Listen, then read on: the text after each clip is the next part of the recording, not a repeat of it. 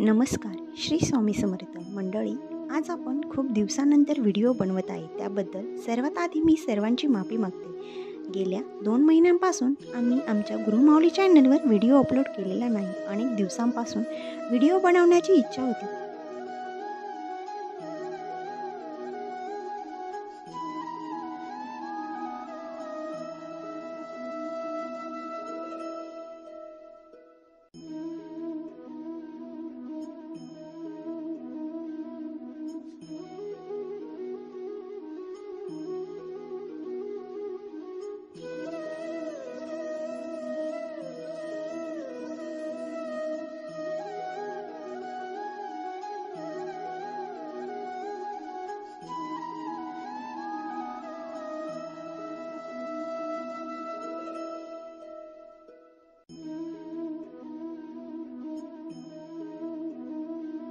मंडळी, आपल्या मराठी माणसांचा सर्वात मोठा आणि पहिला येणारा सण म्हणजे गुढीपाडवा.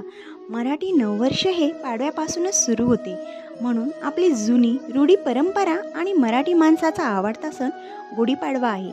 इंग्रजी वर्ष हे जानेवारीपासून सुरू होते, म्हणून काही लोक 31 डिसेंबर नंतर नववर्षाच्या शुभेच्छा देतात, तर काही मराठी लोक पाडव्याला नववर्ष सुरू करतात. मंडळी, प्रत्येकजण हा आपल्या परंपरेनुसार सण साजरे करतात. गुढीपाडवा हा सण सर्वांकडे मोठ्या उत्साहाने साजरा करतात. मंडळी, गुढीपाडवा हा नवीन वर्षातील पहिला सण. गुढीपाडवा चैत्र शुद्ध प्रतिपदेला महाराष्ट्रासह इतर राज्यात देखील साजरा केला जातो. शालिवान संवत्सरांचा हा पहिला दिवस आहे. वेदांग ज्योतिष या ग्रंथात सांगितलेल्या 3.5 मुहूर्तांपैकी हा एक मुहूर्त आहे. या दिवशी नवीन वास्तू खरेदी, वस्तू, व्यवसाय प्रारंभ, नवा उपक्रमांचा प्रारंभ, सुवर्ण खरेदी इत्यादी गोष्टी केल्या जातात. दारी उभारलेली गुढी हे विजय आणि समृद्धीचे प्रतीक आहे असे मानले जाते. गुढीपाडव्यापासूनच चैत्र नवरात्र आरंभ होते. मंडळी, हिंदू पंचांगानुसार चैत्र महिन्याच्या शुक्ल पक्षाच्या प्रतिपदा तिथी 8 एप्रिल 2024ला सकाळी 11:51 ते दुसऱ्या दिवशी 9 एप्रिल 2024ला रात्री 8:31 असणार आहे. उदय तिथीनुसार गुढीपाडव्याचा सण मंगळवारी 9 एप्रिल 2024ला साजरा करण्यात येणार आहे. मंडळी, गुढीची उंच काठी बांबूपासून तयार केली जाते. प्रथम काठीला स्वच्छ धुवून त्या काठीच्या वरच्या भागाला रेशीम वस्त्र किंवा साडी गुंडाळतात. काठीला कडुलिंबाची डाळी, आंब्याची पाने, फुलांचा हार, साखरेची गाठी बांधून त्यावर तांबा, पितळ किंवा चांदीचे गडू, तांब्या किंवा फुलपात्र बसविले जाते. ज्या भागाला गुढी उभारायची आहे तिथली जागा स्वच्छ करून धुवून पुसून घ्यावी. त्यावर रांगोळी काढून पाट ठेवून गुढीची काठी ठेवली जाते. तयार केलेली गुढी दारात, उंच गच्चीवर, गॅलरीत लावतात. गुढीची काठी नीट बांधून काठीला गंध, फुले, अक्षता वाहून गुढीची पूजा करतात. नंतर निरंजन लावून धूपदीप ओवाळतात. दूध, साखर किंवा गूळ, हरभऱ्याची डाळ आणि कडुलिंबाची पाने मिक्स करून त्याचा नैवेद्य दाखवा. दुपारी गुढीला गोडाधोडाचे नैवेद्य दाखवतात. संध्याकाळी सूर्यास्ताच्या वेळीस परत हळदी कुंकू, फुले, अक्षता वाहून गुढी उतरवली जाते. चैत्रापासून कडुलिंबाला नवीन पालवी, बहर फुटतो, त्यामुळे कडुलिंबाची कोवळी पाने खाण्यासाठी उपयुक्त असतात. गुढीपाडव्याला कडुलिंबाच्या पाण्याला विशेष महत्त्व असते. मंडळी, गुढीपाडव्याला कडुलिंब आणि गूळ खाण्याची प्रथा खूप जुनी काळापासून चालत आली आहे. मागे काहीतरी कारण असावे. हाच काळ असतो जेव्हा हवामानात बदल होते आणि हा बदल अनेक आजार सोबत घेऊन येते.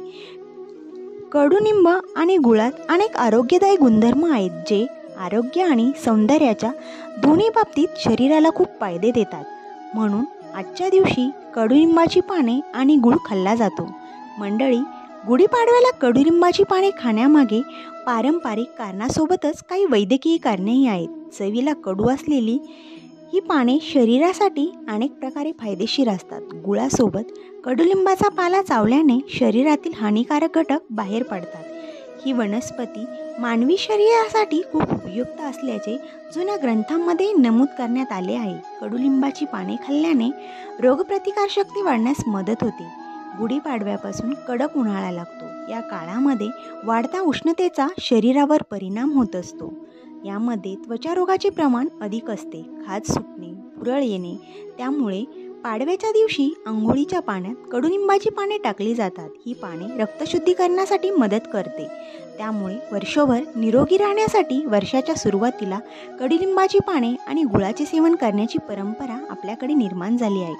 कडुलिंब पोटाची चरबी कमी करण्यासाठी सर्वात जास्त मदत करते. तसेच गोड पदार्थांमध्ये गुळ हा सर्वात आरोग्यदायी पर्याय आहे. बदलत्या ऋतूमध्ये संसर्गजन्य आजाराचा धोका जास्त असताना गुळ खाल्ल्याने शरीराची प्रतिकारशक्ती वाढते. गुळामध्ये पचनक्रिया सुधारते.